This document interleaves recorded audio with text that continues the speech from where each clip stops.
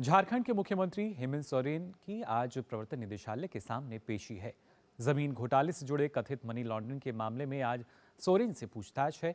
कल लापता होने की अटकलों के बीच सोरेन ने रांची में विधायकों की बैठक की, जिसमें उनकी पत्नी भी शामिल हुई। जेएमएम की ओर से कहा जा रहा है कि वे आज ईडी के सम्मन पर जवाब देने के लिए उपलब्ध रहेंगे, लेकिन सम्मन को लेकर हाजिर ना होने को लेकर भाजपा सोरेन पर हमलावर है। भाजपा ने हेमंत सोरेन पर ईडी के सवालों से बचने के लिए इधर उधर भागने का आरोप लगाया है। ईडी की ओर से पिछले दिनों मुख्यमंत्री हेमंत सोरेन को पूछताछ के लिए 10वां सम्मन जारी किया गया था। ईडी ने मुख्यमंत्री हेमंत सोरेन के घर से कुछ कागजात, 36 लाख रुपए की नकदी और बीएमडब्ल्यू कार जब्त की। बताया जा रहा है कि बीएमडब्ल्यू कार बेनामी है और इसका इस्तेमाल सीएम सोरेन कर रहे हैं। झारखंड के मुख्यमंत्री हेमंत सोरेन पर भ्रष्टाचार के एक नहीं कई गंभीर आरोप हैं। इनमें मुख्य मामले भूमि और खनन घोटाले से संबंधित है। उनकी सरकार पर मनरेगा, कोल आवंटन, ट्रांसफर पोस्टिंग घोटाला, शराब घोटाला जैसे गंभीर आरोप भी लग चुके हैं। आरोप है कि हेमंत सोरेन सरकार ने लगभग 4 वर्षों के कार्यकाल में 77,000 करोड़ रुपए के घोटाले किए हैं।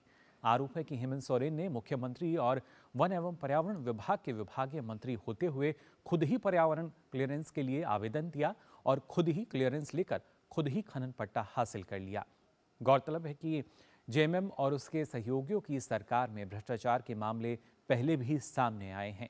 शिबू सोरेन और मधु कोड़ा की सरकार भी भ्रष्टाचार में लिप्त रही है और उन्हें कोर्ट की कार्रवाई का सामना करना पड़ा। शिबू सोरेन के सीएम रहते कई राजनेताओं और नौकरशाहों से जुड़े भ्रष्टाचार के मामले सामने आए। बाद में शिबू सोरेन खुद कोयला घोटाले में फंसे। जब झारखंड के मुख्यमंत्री मधु कोड़ा बने तब उन्होंने 4,000 करोड़ रुपए के हवाला कांड में जेल की हवा खाई। जानकारों का कहना है कि हेमंत सोरेन सरकार के भ्रष्टाचार का सबसे अधिक नुकसान वहां के आदिवासी समाज को हुआ है। कानून व्यवस्था की बदतर हालत और घपलेबाजी की वजह से जनता सामाजिक आर्थिक बदहाली और अराजकता में जीने को मजबूर है।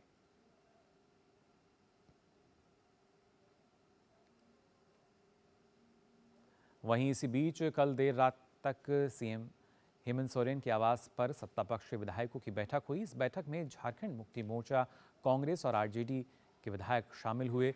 बैठक में हेमंत सोरेन के विधायक भाई बसंत सोरेन और उनकी भाभी सीता सोरेन समेत 7 विधायक अनुपस्थित रहे। भाजपा के सांसद निशिकांत दुबे ने सोशल मीडिया प्लेटफॉर्म एक्स पर दावा किया है कि झारखंड के मुख्यमंत्री हेमंत सोरेन को सड़क के माध्यम से दिल्ली से भगाने में मुख्यमंत्री अरविंद केजरीवाल ने मदद की है। निशिकांत दुबे ने कहा कि केजरीवाल ने हेमंत सोरेन को वाराणसी तक पहुंचाने में मदद की और फिर यहां से मिथिलेश ठाकुर की मदद से सोरेन रांची पहुंचे। हालांकि निशिकांत दुबे के इस बयान पर ना ही केजरीवाल और ना ही मिथिलेश कुमार ने कोई प्रतिक्रिया दी है। आज अपने आवास पर हेमंत सोरेन ईडी के समक्ष पेश होंगे। सोमवार 29 जनवरी को ईडी ने हेमंत सोरेन के दिल्ली स्थित आवास पर छापेमारी की थी।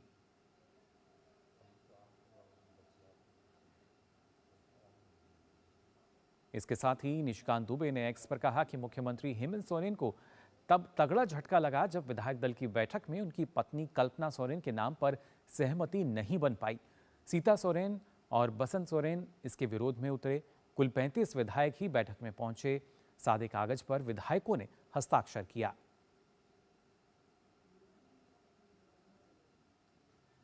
ये जानकारी निशिकांत दुबे ने एक्स पर साझा की कि किस तरीके से कुल 35 विधायक ही बैठक में पहुंचे थे और उनके भाई और भाभी जो हैं वो उस बैठक में नहीं थे। झारखंड के मुख्यमंत्री हेमंत सोरेन से ईडी की पूछताछ से पहले गायब होने पर बीजेपी के प्रवक्ता प्रतुल शाहदेव ने उन पर निशाना साधा। उन्होंने कहा कि झारखंड में जो हुआ वह एक अंतर्राष्ट्रीय स्तर पर सबसे ज्यादा बिकने वाले उपन्यास की कहानी की तरह लग रहा है। एक राज्य का मुख्यमंत्री अपनी पूरी सुरक्षा छोड़कर 40 घंटे के लिए लापता हो जाता है, यह अभूतपूर्व है। प्रतुल शाह ने कहा कि स्वतंत्र भारत के इतिहास में ऐसा कभी नहीं हुआ। जनता को उनके भाग्य भरोसे छोड़कर 40 घंटे पता नहीं कहां की दौड़ लगाई थी, ये समझ से परे है और हमारा मानना है कि संवैधानिक संकट उत्पन्न हो गया था। झारखंड मुक्ति मोर्चा के नेताओं को कान खोलकर सुन लेना चाहिए। देश में झारखंड को शर्मसार किया था। मुख्यमंत्री फरार थे 40 घंटे तक, कोई अता पता नहीं था और अभी भी वो नहीं बता रहे वो कहां थे और पूरी सुरक्षा घेरे को छोड़कर तो ये साहब, आप राज्य के मुख्यमंत्री हैं या कोई भगोड़े अपराधी, या आप खुद तय कर लें।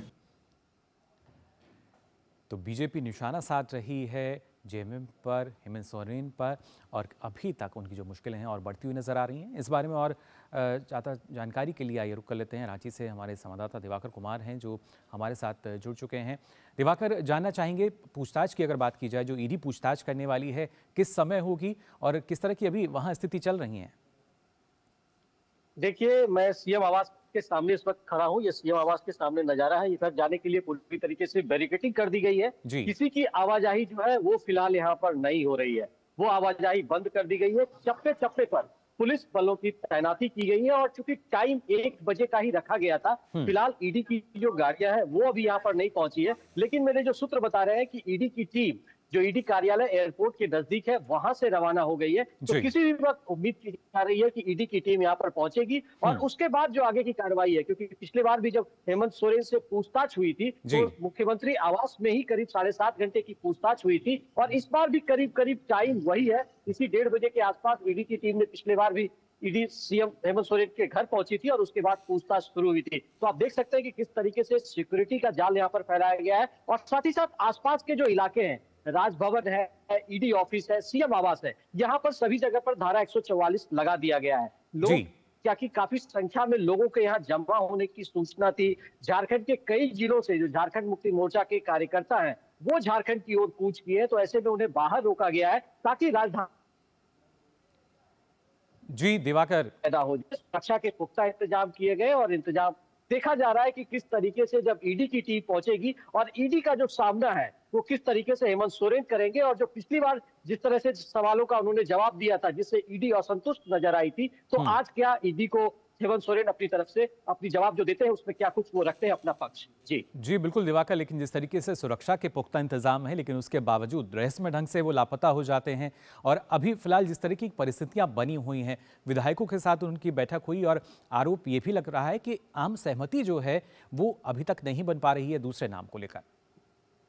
देखिए, निश्चित तौर पर जो झारखंड में हम कह सकते हैं कि पिछले ऑलमोस्ट 2 दिनों से असमंजस की स्थिति है। चाहे वो आप कहें तो मुख्यमंत्री कहाँ थे 40 घंटे तक, किसकी ना तो किसी को सूचना मिल पाई और ना मुख्यमंत्री जब कल एकाएक दोपहर में 40 घंटे बाद सीएम आवास में मिलते हैं, अपने विधायकों के साथ, मंत्रियों के साथ बैठक करते हैं, तो लेकिन ये सूचना वो नहीं देते कि वो किस रास्ते से झारखंड पहुंचे या पिछले 40 घंटे से वो कहाँ थी। इसकी अभी तक कोई ऑफिशियल जानकारी नहीं दी गई है, जिसपे लगातार बीजेपी सवाल खड़े कर रही है। लेकिन जहां तक जो बैठकों का दौर है, राजनीतिक पारा जिस तरीके से यहाँ पर झारखंड में चढ़ा हुआ है और अटकलों का बाजार जिस तरीके से गर्म है, लगातार ये कहा जा रहा है कि मुख्यमंत्री हेमंत सोरेन अपनी पत्नी कल्पना सोरेन को अगला मुख्यमंत्री बना सकते हैं। अगर कोई भी विषम परिस्थिति पैदा होती है, हेमंत सोरेन अगर ईडी के जाल में फंसते और अगर गिरफ्तारी की नौबत आती है, तो एक तरीके से बिहार में जो दौर हुआ था, जो हम कह सकते हैं चारा घोटाले के बाद जो स्थिति पैदा हुई थी, जब लालू प्रसाद अपनी पत्नी राबड़ी देवी को उन्होंने मुख्यमंत्री बनाया था, तो वही कुछ स्थिति यहाँ पर भी देखने को मिल सकती है। लेकिन